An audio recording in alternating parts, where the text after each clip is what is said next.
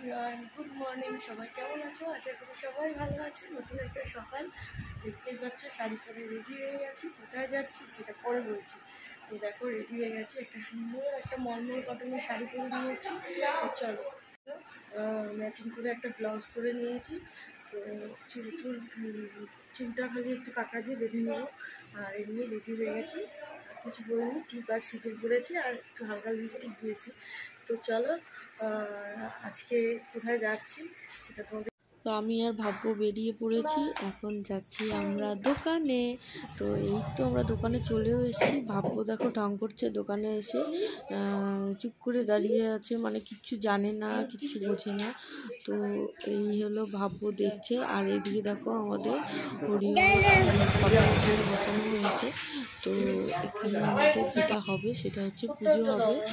তো আমরা নিজেরা পুজোটা করবো, যেহেতু কাল আছে এখানে উপাসনা বসবে। তো উপাসনা হয়ে গেছে, এখন এই যে দেখো এই সাইডটাতে আমরা বসিয়েছিলাম ঠাকুরকে, আর মোমবাতি ধূপকাঠি লাগিয়ে একটু মিষ্টি দিয়ে পুজো উপাসনাটা হয়েছে। যেহেতু আমাদের কাল অছুত, তো সেভাবে কোনোভাবে পুজো হবে না। তো এদিকে দেখো মা উপাসনা করেছিল, মা আর বাপি মিলে।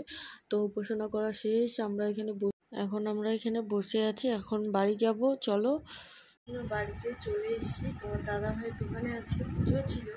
তো আজকে শুভ একটা দিন দেখে পুজো হলো। তো দেখতে পেলে পুজো কোনো রকম পুজো মানে বলতে পারো, যেহেতু নতুন দোকানে উঠছে ওই জন্য কোনো রকম পুজো দেওয়া হলো। আমাদের তো বাবামণিকে পুজো দেওয়া হয়, হরিমাকে। তো ওই জন্যই নিজেরাই উপাসনা করা হয়েছে। আর তার মধ্যে এবার বিশেষ কিছু করা যাবে না, যেহেতু কাল ওষুধ।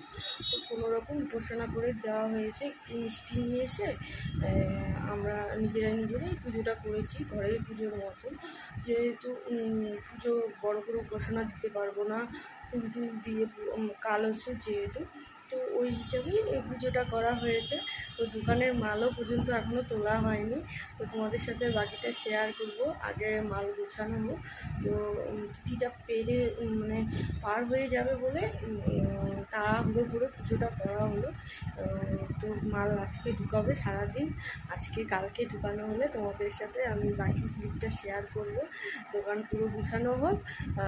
তো তোমরা হয়তো ভাবতে পারো দোকানে মাল নেই, কিছু নেই, এইভাবে পুজো করলেও।